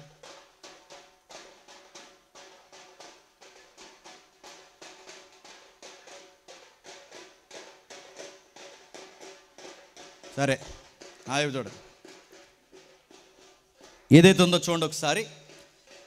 ఇజ్రాయెల్ దేశం, సిరియా దేశం, యోధా దేశం, ఏ దేశం అయితే ఉందో ఈ 3 దేశాల మధ్య కుంపటి రాజకీయాలు జరుగుతున్నాయి. ఆ కుంపటి రాజకీయాలు జరుగుతున్నప్పుడు ఏం జరుగుతుందో మీరు చూడండి. ఆ కుంపటి రాజకీయాల్లో సిరియా, ఇజ్రాయెల్ ఒక దేశం అయ్యి మన ఇద్దరం ఎదురుద్దామంటే సపోర్ట్ ఎప్పుడైతే యోధా దేశం సపోర్ట్ ఇవ్వలేదో చంపబడేద్దాం అనుకున్నారు ఆహాజ్ని. అప్పుడు భయం వేసింది వాళ్ళకి. యోధా ప్రజలకు ఎంత భయం వేసిందంటే గాలికి అడవి చెట్లు కదిలినట్టు కదిలినాయి అంట. ఎందుకంటే ఏంటి, సిరియా వ్యతిరేకమైపోయింది, ఇజ్రాయెల్ వ్యతిరేకమైపోయింది. వీళ్ళన్నిటికన్నా పెద్ద వ్యతిరేకత ఎవరంటే అశ్షూరు వ్యతిరేకమైపోయింది. ఇప్పుడు 3 ఒకేసారి మన మీదకి వస్తే మనము మన రాజు ఏమైపోతున్నా భయపడిపోతుంటే అప్పుడు దేవుడు ప్రవక్తను పంపాడు. ఏమీ కాదు, దేవుడు ఇంకా మీ మీద తన హస్తం ఉంచాడు, భయపడకండి అని చెప్పడానికి ఎవరిని పంపించాడంటే దేవుడు యెషయాను పంపించాడు. అప్పుడు వెళ్ళి దేవుడు చెప్తున్నాడు ఏమని 10వ వచనంలో, యెహోవా ఇంకను ఆహాజునకు ఎలాగో సెలవిచ్చును, నీ దేవుడైన యెహోవా వలన చూసి నడుగుము, అది పాతాళమంత లోతైన సరే, ఊర్ధ్వలోకమంత ఎత్తైన సరే, ఆహాజు నేను అడగను యెహోవాను శోధింపునని చెప్పగా, ఏంటంటే నేను అడగను యెహోవాని శోధింపును. ఆహాజుని దేవుడు మోటివేషన్ చేస్తున్నాడు యెషయాను పంపించి, ఇదిగో నీకేం కాదు, సిరియా వచ్చినా ఏమి కాదు, ఇజ్రాయెల్ వచ్చినా ఏమి కాదు, అశ్షూరు వచ్చినా ఏమి కాదు, ఎవరు వచ్చినా ఏమి కాదు, నీ పక్షాన్ని ఇంకా నేను ఉన్నానని నమ్ముకో, నువ్వు ఎలాంటి చూసినా నీకేమీ కాదని, నీకేమైనా గుర్తు కావాలా నన్ను అడగవయ్య అంటే, నీకేమీ కాదు గుర్తు కావాలా, ఆకాశం అంత ఎత్తైనను పాతాళం అంత లోతైనను ఏదన్నా గుర్తు కావాలి నన్ను అడగవయ్య ఆహాజ్ అంటే, ఆహాజ్ అన్నాడట నేను అడగనాడు. ఎందుకు అడగనాడు చెప్పనా, ఆహాజు దేవుడి మీద భక్తో గౌరవం ఉండి కాదు. ఎందుకు అడగనానంటే, మీరు రాజుల వృత్తాంతాలు కానీ రాజుల చరిత్ర కానీ మీ ఇంటికి వెళ్ళి చదవండి. ఎందుకు అడగనానంటే అప్పటికే యోధా రాజు అయిన ఆహాజు ఐగుప్తితో పొత్తు రాజకీయం పెట్టుకున్నాడు. ఐగుప్తితో రాజకీయం పెట్టుకోవడం కాదు, దేవాలయంలో ఉన్న బంగారు పాత్రలన్నీ ఎవరికి ఇచ్చేస్తున్నాడు, ఐగుప్తులకి ఇస్తున్నాడు. అంటే ఇజ్రాయెల్ దేశం ఏమో సిరియా సపోర్ట్ తీసుకుంది, యోధా దేశం ఏమో చెప్పండి ఐగుప్తి సపోర్ట్ తీసుకుంది. అంతుకు అడగనన్నాడు దేవుడు. కోపం వచ్చింది, యెషయా కోపం వచ్చి ఒక మాట అన్నాడు, ఆహాజు నేను అడగనాను కానీ అంటున్నాడు చూడండి. అతడు ఎలాగో చెప్పును, దావీదు వంశస్థులారా వినుడి, మనుషులను విసిగించడం చాలదనుకుని నా దేవుణ్ణి కూడా విసిగించుదురా. అంటే దాని అర్థం ఏంటి చెప్పండి, నీ రాజుకి బుద్ధి లేదు, మీకు బుద్ధి లేదు. దేవుడు ఎన్నిసార్లు మీకు చెప్పినా మీ బుర్రకెక్కదు, నా మాట వినంటే వినరు. ఆయన ఒక చూసిన అడగంటే నీ రాజు అడగడు, నువ్వు అడగడు. మనుషుల్ని ఇసికించడం చాలదనుకుని దేవుడిని ఇసికించేంత స్థాయికి మీరు ఎదిగిపోయారు. అందుకే మీరు అడగకపోయినా దేవుడు ఒక నిర్ణయానికి వచ్చాడు. కాబట్టి తానే ఒక చూసిన మీకు చూపును ఆలకించుడి, కన్యక గర్భవతి అయి కుమారుని కని అతనికి ఇమ్మానుయేలు పేరు పెట్టిన. బాగా వినాలి, కన్యక గర్భవతి అంటే రాసి పెట్టుకోండి, మీ దేశానికి ఏమీ కాదు, ఎప్పటికే నేనే రాజునని, ఈ ప్రపంచాన్ని నేనే పరిపాలిస్తున్నానని, ప్రపంచమంతా నా కిందికి వస్తే కానీ దిక్కు దివాణం లేదని, ఈ ప్రపంచానికి నూతన యుగం నూతన స్వేచ్ఛా జీవితం రావాలి అంటే నేనన్నవాడిని ఒకడున్నానని ఈ ప్రపంచానికి తెలుసుకుని ఒక రోజు వస్తుంది. ఆ రోజు వచ్చిందనడానికి గుర్తు ఏంటంటే, పెళ్ళైన ప్రతి స్త్రీ తల్లి అవుతుంది, పెళ్ళైన ప్రతి స్త్రీ తల్లి అవుతుంది. కానీ పెళ్ళి కాకుండా, పురుష స్పర్శ లేకుండా, ఏ పురుషుడితో మాట్లాడకుండా, అసలు అబ్బాయి యొక్క చెయ్యి వాటం తగలకుండానే చరిత్రలో ఒక కన్య గర్భవతి అవుతుంది. ఎప్పుడైతే చరిత్రలో ఒక తల్లి గర్భవతి అవుతుందో ఆ గర్భవతి అయిన రోజు మీరు గుర్తుపెట్టుకోండి, నేనే రాజుగా ఇలలోకి వస్తున్నాను. ఇక్కడి నుంచి జాగ్రత్తగా ఇప్పటివరకు అర్థమైపోయినా అంటే, ఆదాము చేయలేని రాజరికం, నోవహు చేయలేని రాజరికం, అబ్రహాము చేయలేనిది, మోసే చేయలేని, వీళ్ళ చూపించలేని నాయకత్వాన్ని ఎవరు పోషించడానికి భూమి మీదకి రాబోతున్నారు తెలుసా, దేవుడు. ఆయన వస్తూ ఏమని క్లైమ్ చేసుకుంటున్నాడు చూడండి. 9వ అధ్యాయం 6వ వచనంలో, యాలయనగా మనకు శిశువు పుట్టును, మనకు కుమారుడు అనుగ్రహింపబడును, ఆయన భుజముల మీద, ఆయన భుజాల మీద ఏ భారం ఉందట, ఈ ప్రపంచ రాజకీయ భారం ఆయన భుజాల మీద ఉందంట.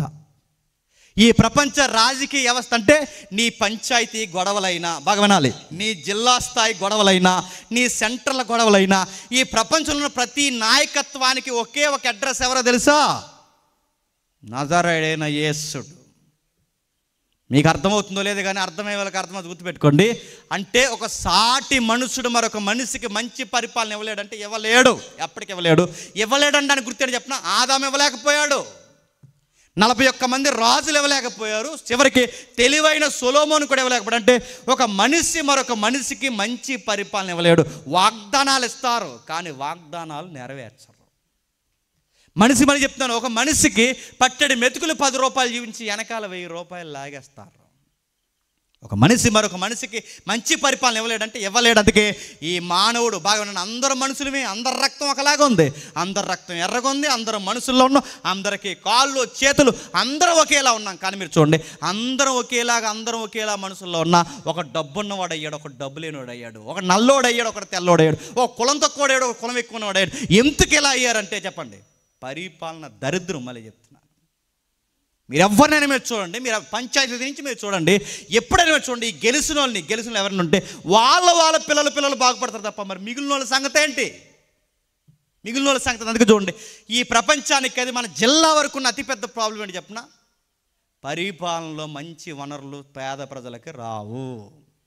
ఈడు గెలిస్తే ఈడు కులం బాగుపడతారు, ఈడు గెలిస్తే ఈడు వంశం బాగుపడతారు. కానీ ఈ పొరుగోలు సంగతి ఏంటి, ఎప్పటికీ బాగుపడరు. కుక్కకు బిస్కెట్లు వేసినట్టు కూడా తిరిగినందుకు 2 బిస్కెట్లు వేస్తే అదే విశ్వాసం అనుకుంటున్నాం. దేవుడు చెప్తున్నాడు, ఈ మనుషులు మంచి పరిపాలన. అందుకే దేవుడు భుజాల మీద వేసుకున్నాడట. ఈ భుజాల మీద దేవుడు ఏం వేసుకుని పుడుతున్నాడంటే ఈ ప్రపంచ రాజకీయ భారాన్ని మీద వేసుకున్నాడట. మీకు ఉదాహరణ చెప్తానండి, మన ఉభయ గోదావరి జిల్లాలో రైస్ బౌల్ ఏరియా అంటే, రైస్ బౌల్ జీకేలో రైస్ బౌల్ ఏరియా అంటే అన్నపు పాత్రని, మన గోదావరి ఉన్న మధ్యలో అటు ఇటు గుర్తుపెట్టుకోండి. ఈ రైస్ బౌల్ ఏరియా అయితే ఉందో, ఈ ఉభయ గోదావరి జిల్లాలో ఎంత స్వచ్ఛమైన నల్ల రేగడ మనకున్నా సెంటి నేల కోసం వేడుతున్నామంటే ఏమనాలండి? సెంటి నేల కోసం వేడుస్తున్నామంటే ఏమనాలి చెప్పండి? అంటే ఇంత ఉభయ గోదావరి జిల్లా, మీరు విదేశాలకు వెళ్ళి చూడండి, రాళ్లలో రతనాలు పండిస్తున్నారు. మనకి నల్ల రేగడున్నా చెప్పండి, మనకు దిగుబడి రాదు, సరైన అవసరతలు మనకు తీరు. సెంటి నేల కోసం ఈ రోజుకి ఏడుస్తున్నామంటే ఏం ప్రభుత్వాలు చెప్పండి? మరో మాట చెప్తున్నాను వినండి, ఆఫ్రికా ఖండం అని ఒక చీకటి ఖండం ఉంది, అక్కడ ఉన్న వనరులు ఎక్కడన్నా ఉన్నాయా? అక్కడ ఉన్న వనరులు ఎక్కడో లేవు, అక్కడ ఉన్నంత అడవులు ఎక్కడా లేవు, అక్కడ ఉన్నంత పచ్చదనం ఎక్కడా లేదు. కానీ మీరు గుర్తుపెట్టుకోండి, ఆఫ్రికాలో ఉన్నంత కరువు ఇంకెక్కడా లేదు. మట్టిని వాళ్ళు దోశల్లా చేసుకుని, మట్టిని అన్నంలా పిసుకుని మట్టి తింటున్నారండి నల్ల జాతీయులు. మీకేమర్థం చెప్పండి? ఆఫ్రికాలో అన్ని వనరులు ఉన్నా ఆ ప్రజలకు ఇప్పుడు మెతుకులు ఎందుకు దొరకట్లేదంటే కారణం చెప్పండి, నాయకత్వం ప్రాబ్లం. మన ఉభయ గోదావరిలో ఎంత స్వచ్ఛమైన చిత్ర నేలలు ఉన్నా మనకెందుకు ఇంకా పూరి గుడిసెల్లో బతికే వాళ్ళు సెంటి నేల కోసం ఏడ్చాలి ఇంకా ఎందుకున్నారంటే చెప్పండి, నాయకత్వం ప్రాబ్లం. అలా పైకి వెళ్ళిపోతే అక్కడ దొరుకుతుంది బాస్కెట్, పత్తిపాడు లోపల నుంచి పైకి వెళ్ళిపోతే నడుతున్నాను, ఏదా బాస్కెట్ అంతా ఏం చేస్తున్నారు, విదేశాలకు వదిలేస్తున్నారు. ఇక్కడ పోతే బంగాళాఖాతంలో గ్యాస్ పడుతుంది, ఏదా గ్యాస్ ఏది? మన దగ్గర ఎంత వనరులు దొరుకుతున్నాయి, మన దగ్గర ఉన్నంత నిత్యావసరాలు లేదా నిల్వలు, ఇంకా మాట్లాడుకుంటే అణువులు స్థాయిలో అంటే అణుబాంబులకు ఉపయోగపడేంత మెటీరియల్ మన దగ్గర ఉన్న బాగుపడుతున్నామా? కారణం ఏంటి చెప్పిన, నాయకత్వాలన్న ఎవరైనా మీరు గమనించండి, వాళ్ళ పిల్లలు బాగుపడతారు తప్ప ఇంకెవడ బాగుపడదు. అక్కడ వరకు ఎందుకంటే దరిద్రం ఏంటి చెప్పిన, కులం పేరు చెప్పుకుని కుల నాయకులు కూడా వాళ్ళ కుటుంబాలను కట్టుకుంటారు తప్ప కులం బాగుపడుతుందా? గట్టిగా మాట్లాడకుండా మనకు బొమ్మేడతారు అంతే. అంతకుమించి మనకి ఏం చేస్తారు చెప్పండి? అంతకుమించి ఏం చేయని అడుగుతున్నాను. కుల రాజకీయాలు, కుల నాయకులు కులం అని అడుగుతారు, తెల్లారిస్తే ఇలా పిల్లలు మాత్రం అమెరికాలో చదువుతారు. మన పిల్లలు ఇంక ఈ బోర్డర్ స్కూల్లోనే ఉంటారు శివుడు ముక్కేసుకుని. ఈనాడు కులం పేరు చెప్పుకుని నీ కొడుకులు అమెరికాలో చదవడం ఏంటి, మా పిల్లలు ఇంకా చదవడం ఒక్క నాయకుడు అడుగుతాడా? నేను అదే చెప్తున్నానండి, ఏ నాయకత్వంలో అయినా ఏ సెక్టార్లో అయినా నాయకత్వంలో ఉన్నది మళ్ళీ చెప్తాను, వాళ్ళకి మేలు జరుగుతుంది తప్ప మనకి జరగదు. అందుకే దేవుడు అన్నాడట, ఈ మనుషులు మిమ్మల్ని పరిపాలించరు కానీ మిమ్మల్ని పరిపాలించడానికి నేనే వస్తున్నా, నేనే రాజుగా వస్తాను. అందుకే ఆయన రాజుగా వచ్చాడు కనుక తూర్పు దేశపు జ్ఞానులు ఎత్తుక్కుంటూ వచ్చారట. ఏమని?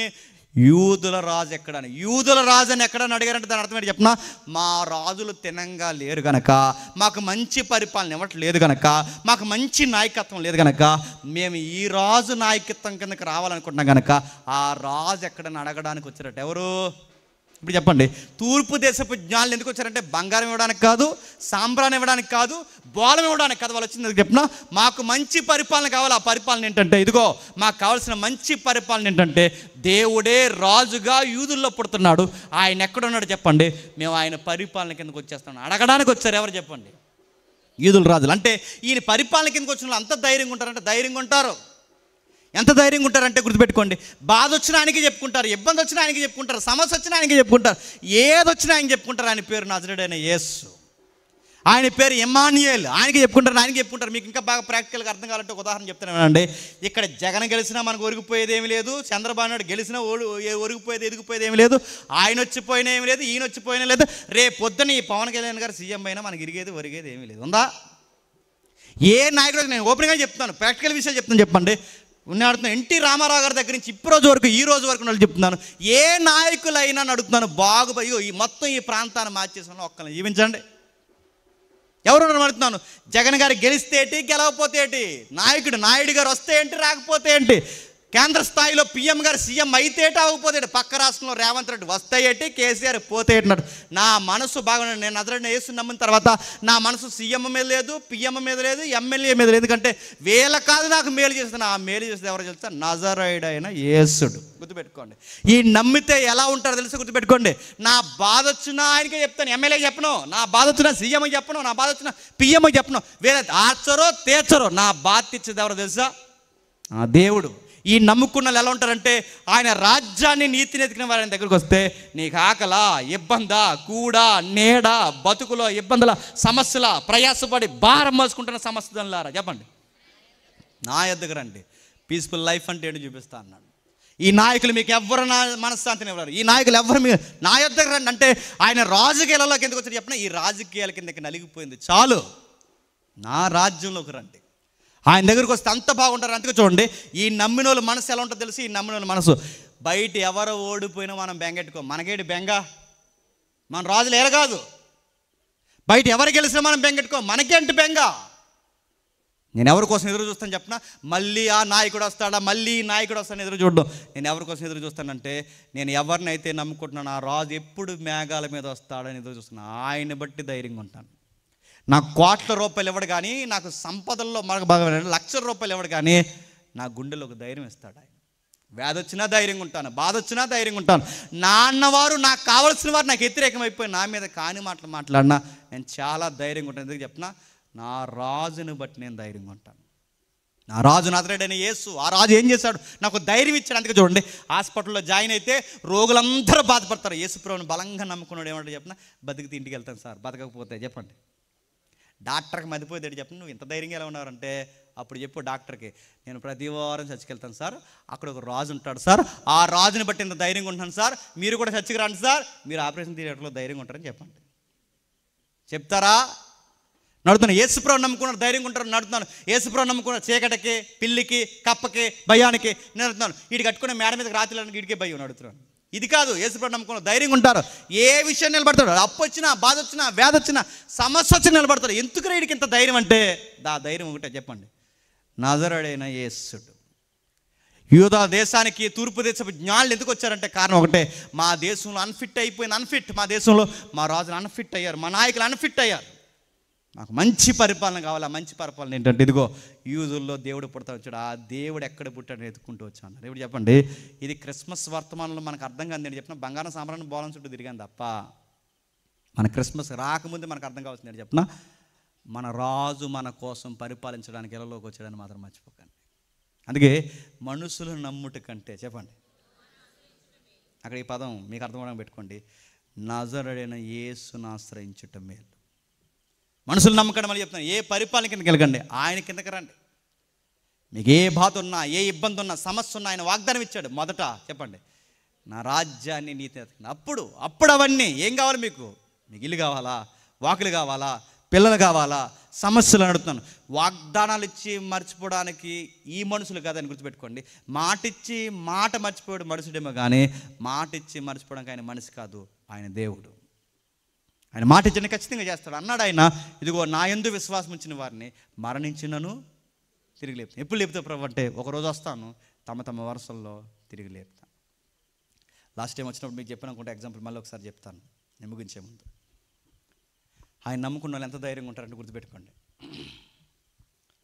ఒక మెడికల్ సైన్స్లో కొత్తగా డాక్టర్ అయిన ఒక తల్లి ఒక గ్రామానికి వెళ్ళి మెడికల్ టెస్టులు చేస్తుంటే, ఆ ఏరియాలో ఒక పేషెంట్ ఉన్నాడు, చింత తెచ్చిన పులుపు సావని పేషెంట్.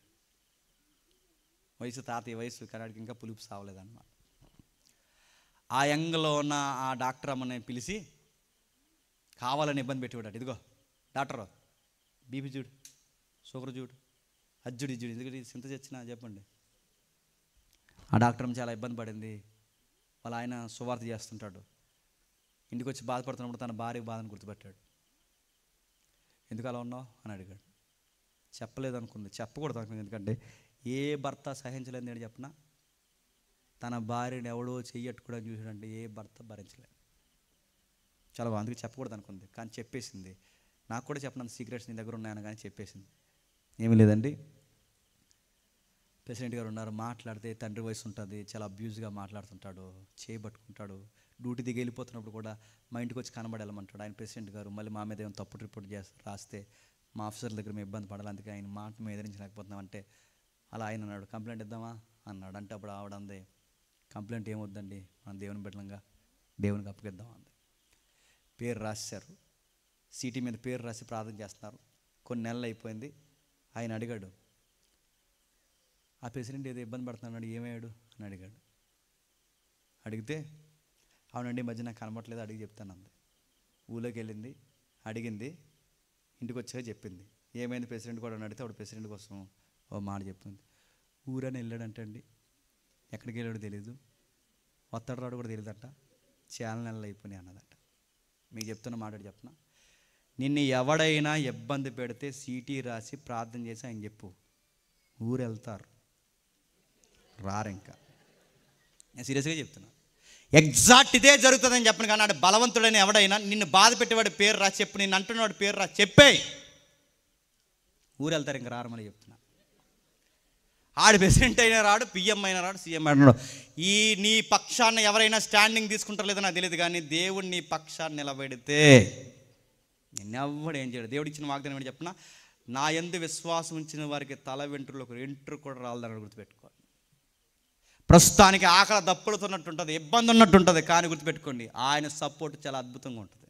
అందుకే యూదుల రాజుగా పుట్టిన దేవుడు ఏమన్నా తెలుసా, ఎమాన్యుయేల్ అన్నాడు. ఎమాన్యుయేల్ అంటే చెప్పిన దేవుడే మానవులకు తోడుగా. ఇప్పుడు ఆదాము తోడు కాదు, నోవహు తోడు కాదు, అబ్రహాం తోడు కాదు, రాజుల తోడు కాదు, సొలొమోను తోడు కాదు, ఉజ్జియా, హిజ్కియా ఎవరో తోడు కాదు, ఎవరో తోటి మానవుడికి తోడుకుంటాడు. ఎవరు తోడుకుండా వచ్చారో తెలుసా, దేవుడే తోడుగుండ. ఈయన దగ్గరికి రండి, ఈయన రాజ్యాన్ని నమ్మండి, ఈ నీతిని తెలుసుకోండి. ఆ షరతులో మీరు ఎప్పుడైతే పాటిస్తారో మీకు కావాల్సిన అనుగ్రహిస్తారు. మళ్ళీ చెప్తున్నాను, గతకాల ప్రభుత్వాలు ఇచ్చిన వాగ్దానాల్లో ఈ ప్రభుత్వాలు ఇచ్చిన వాగ్దానాల్లో ఒక వాగ్దానం ఏంటి చెప్పండి, ఏడిసే వాగ్దానం. ఆ వాగ్దానం ఏంటంటే వీళ్ళు వస్తేనట మంచి బ్రాండ్ ఇస్తారట.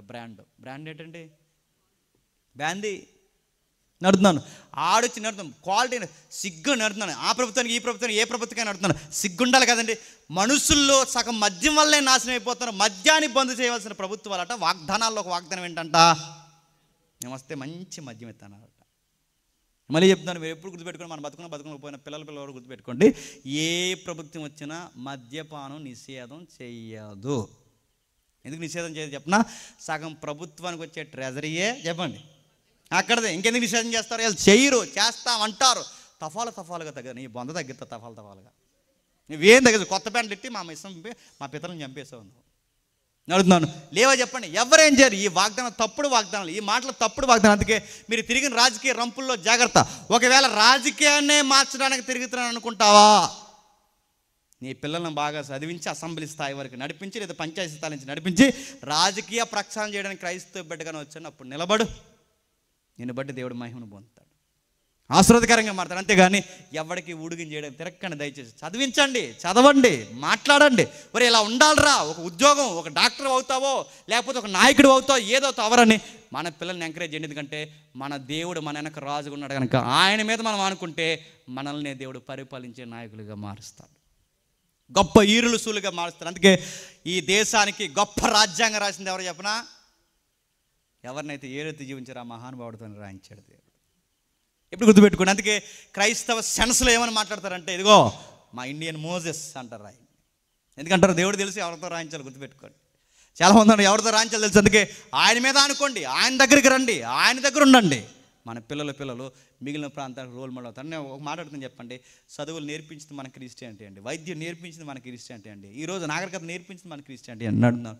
ఈరోజు మనం ఏదో బయటికి పోయి నేర్చుకోవాల్సింది ఏం లేదు, మనమే ఈ సొసైటీకి చెప్పండి నేర్పిస్తే. ఎందుకు చెప్పినా, ఆదాము దగ్గర నుంచి ఈ రోజు వరకు దేవుడుకున్న కళలల్లో ఒక్కటే చెప్పండి, మీరే రాజులు, యాజకులు, నీ ద్వారా ఈ ప్రపంచాన్ని చెప్పండి ఆశీర్వదిస్తా అన్నాడు. ఆ ఆశీర్వాదాన్ని పట్టుకోండి, ఆయన రాజ్యాన్ని పట్టుకోండి, మిమ్మల్ని మీ బిడ్డల్ని ఈ ప్రాంతానికి దీవెనకరంగా దేవుడు మారుస్తాడు. అట్టి ధన్యత మీకు అనుగ్రహించును గాక. Amen, amen, amen. ప్రార్థన చేసుకోండి. Thank you. ప్రార్థన చేసుకోండి. ప్రేమగల తండ్రి, కృపగల దేవ, ఎవరికి ఈ సంగతులు అర్థమైనా తెలియదు తండ్రి. విలువైన సంగతులు తండ్రి, సుమారు గంటన్నర వ్యవధిలో ఇన్ని సంగతులు మాతో మాట్లాడారు. చరిత్ర మూలాల నుంచి ఈ రోజు వరకు తూర్పు దేశపు జ్ఞానులు ఊరకే తండ్రి వారి దేశాలు వదిలేసి వెళ్ళిపోలేదు తండ్రి. వారు బంగారం సాంబ్రాన్ని బోలం ఇవ్వడానికి వెళ్ళలేదు తండ్రి. మాకు రాజు కావాలి, మా రాజులు మంచివాళ్ళు కాదు, మా నాయకులు మంచివారు కాదు, ఈ మానవులకి సరి అయిన పరిపాలన అందదని తండ్రి వాళ్ళకి అర్థమైంది. అందుకే తండ్రి రాజు కిందకు వచ్చిన వారు సమాజ స్థాపన చూస్తారు. మొదటి శతాబ్దపు సంఘం తండ్రి 3000 మంది 4000 మంది తండ్రి అందరూ కలిసి ఒక్కటిగా ఉన్నారు తండ్రి. వాళ్ళకి రాజు లేడు, వాళ్ళకి ఏ నాయకుడు లేడు.